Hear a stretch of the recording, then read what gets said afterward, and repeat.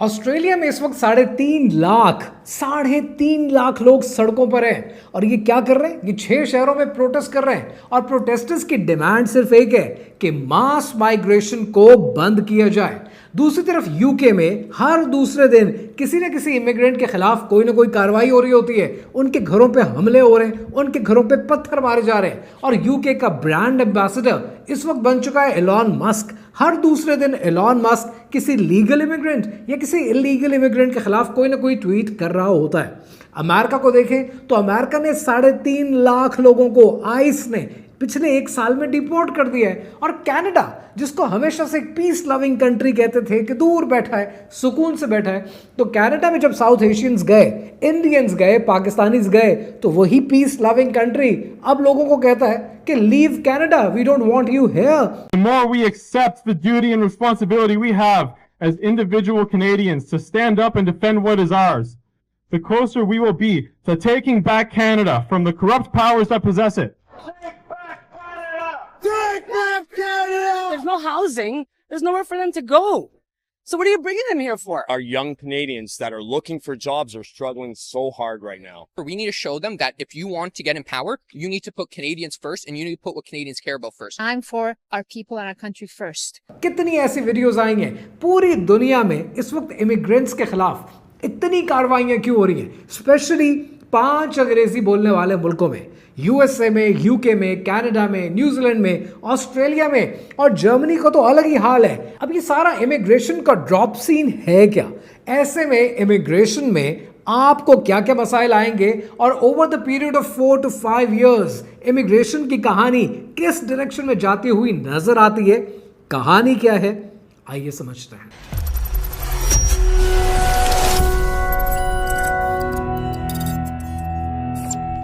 कुछ चीज़ों का हिस्टोरिकल पर्सपेक्टिव समझ लीजिए।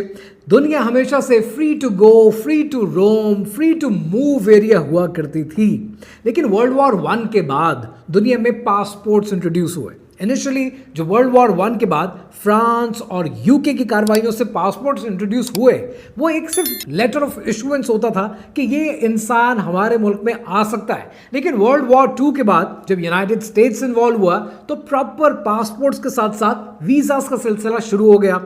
अब जब जंग अजीम 1 में, जंग अजीम 2 में दुनिया में आबादी बहुत ज़्यादा मर चुकी थी, वेस्ट में बहुत ज़्यादा पॉपुलेशन लॉस हो चुका था, देन दे रियलाइज कि हमने अब दोबारा रीबिल्ड करना है। 1945 के बाद जंग अजीम ख़त्म हो गई है, अब हमें अपने मुल्कों को तरक्की देनी है, बट हमें वर्कर्स की ज़रूरत है। क्या हमारे लोग काम करने के लिए तैयार हैं? ये एक बहुत बड़ा सवाल था। 1940 में रॉल्फ प्रेबिश ने और हैंस सेंगर ने एक थ्योरी दी थी। उस थ्योरी का नाम है डिपेंडेंसी थ्योरी। वो थ्योरी ये कहती है कि जैसे आप ज़िंदगी में तरक्की करती हैं कौमें, तो उनमें कुछ बुराइयां भी पैदा हो जाती हैं, कुछ आराम तलबी भी पैदा हो जाती है। फॉर एग्जाम्पल, अगर मैं ज़िंदगी में तरक्की करूंगा, अल्लाह करे और भी तरक्की करूं, लेकिन अगर तरक्की करता रहूंगा तो मेरी कोशिश होगी कोई इंसान मेरी कॉल्स मिला दिया करे, कोई आदमी मेरी चाय बना दिया करे, because I am a busy man, मेरे पास टाइम नहीं होता। बिल्कुल उसी तरह जब कौमें तरक्की करती हैं तो उनमें कुछ आराम तलबी, कुछ काम चोरी, या यूँ कह लीजिए कि कुछ बुराइयाँ पैदा होती हैं। पहली बुराई, ये दोनों राइटर्स कहते हैं, ये कहते हैं कि पहली बुराई ये पैदा होती है कि इनकी कौम की जो यूथ है वो कहती है कि हमने तालीम नहीं हासिल करनी, सरकार बगैर तालीम के मुल्क चलाए, हमें तालीम नहीं हासिल करनी, हम पढ़ना नहीं चाहते। अब अगर ये पढ़ेंगे नहीं तो इंटेलेक्चुअल कैपिटल कैसे डेवलप होगा? दूसरी बुराई इनमें क्या पैदा होती है कि हम फौज में नहीं जाना चाहते, हमें मरना नहीं है, हमें जिंदगी से प्यार है। YOLO, you only live once, ये टर्मिनोलॉजीज इंट्रोड्यूस की जाती हैं। सो अगर जिंदगी से प्यार है, फौज में नहीं जाएंगे तो हमारे मुल्कों का डिफेंस कैसे चलेगा? वेस्ट इस परेशानी में बैठ गया। और तीसरी बुराई में ये पैदा होती है कि ये कहते हैं कि हम काम नहीं करेंगे, हमें बेरोजगारी अलाउंस दो, हम घर बैठना चाहते हैं, काम के बारे में हमें मत पूछा करो। तो अगर काम नहीं करेंगे तो डेवलपमेंट कैसे होगी? इसी को रॉल्फ प्रेबिश और हैंस सेंगर कहते हैं डिपेंडेंसी थ्योरी में कि ये ग्लोबल इकोनॉमिक इम्बैलेंस है। अब ये जो इकोनॉमिक इम्बैलेंस है ये किस तरीके से सही हो सकता है कि आप दुनिया के गरीब ममालिक से लोगों को लेकर आएँ जो पढ़े लिखे हों, ताकि वो आए, मज़ीद तालीम हासिल करें और हमारे मुल्क में काम भी करें, हमारे मुल्क की इकॉनमी में कंट्रीब्यूट भी करें, टैक्सेस भी पे करें। तो सिलसिला क्या होगा? सिलसिला इमिग्रेशन का होगा। इमिग्रेंट्स आएंगे, वो आपके मुल्क में काम भी करेंगे, वो आपकी फोर्सेस भी चलाएंगे, वो आपके मुल्क में इंटेलेक्चुअल कैपिटल भी लेकर आएंगे। और यही सिलसिला आपने देखा 1950 से लेकर 1970 के दरमियान 10 lakh Pakistani, Bengalis, Indians UK गए और जाकर क्या किया, फैक्ट्रीज में काम किया, हाउसिंग सेक्टर में ज्वाइन किया, घरों की कंस्ट्रक्शन की, बिजनेसेस बनाए।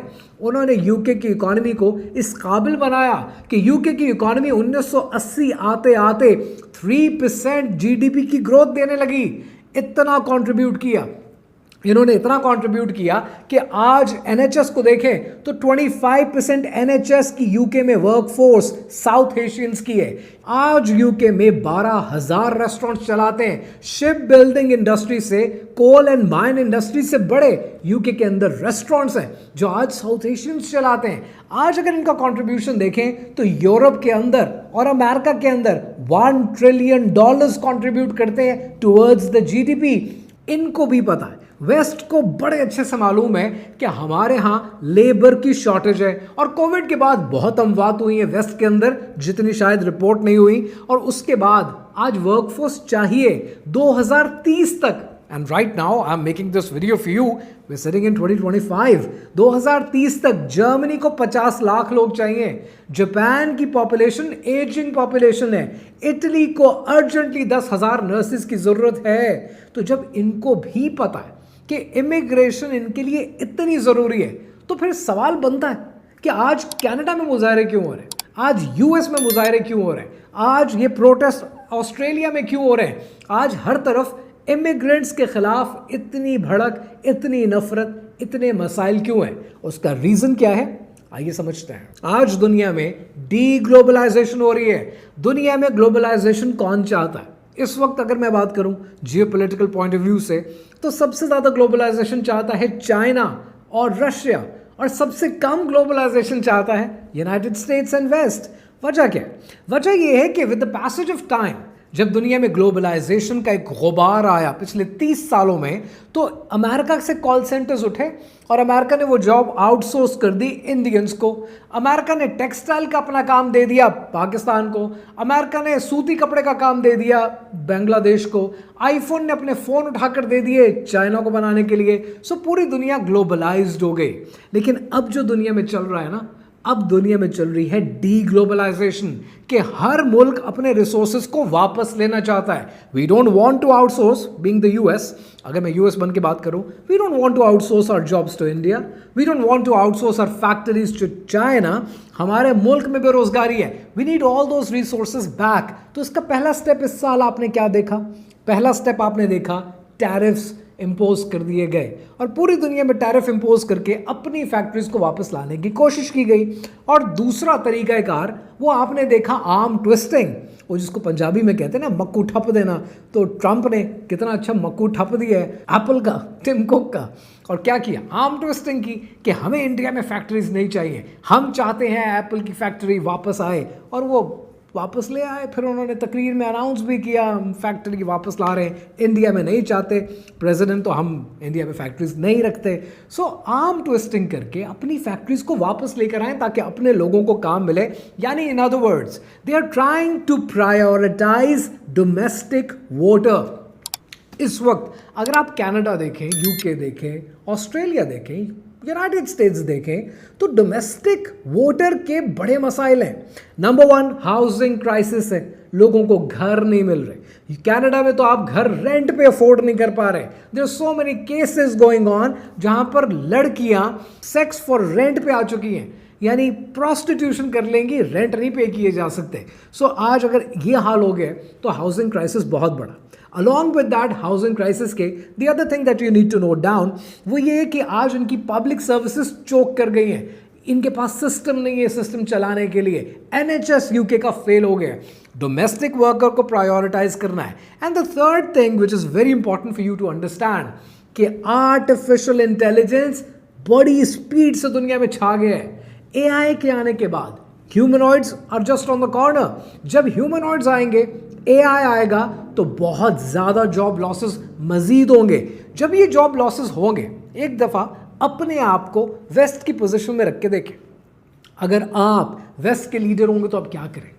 आप यही करेंगे कि सबसे पहले तो वो नौकरियां जो बाहर जा चुकी हैं हमें वापस चाहिए, हमें फैक्ट्रीज वापस चाहिए चाइना से भी, हमें एप्पल की फैक्ट्री वापस चाहिए इंडिया से भी, हमें कॉल सेंटर्स वापस चाहिए, हमें लोकल मैन्युफैक्चरिंग करनी है, हमें डी ग्लोबलाइजेशन करनी है, ताकि जितनी ज़्यादा नौकरियां होंगी हमारे लोग उसमें एडजस्ट हो जाएंगे, बेरोजगार नहीं होंगे। उसके बाद जब एआई आएगा तो कुछ बेरोजगारी होगी, that is fine, that is adjustable, वो हम अफोर्ड कर सकते हैं। लेकिन पहले ही नौकरियां मुल्क से बाहर हों तो वो तो अफोर्ड नहीं किया जा सकता। तो आज वेस्ट अपनी नौकरियों को वापस ला रहा है। So this in short is deglobalisation. तो ऐसे में आप क्या देखेंगे?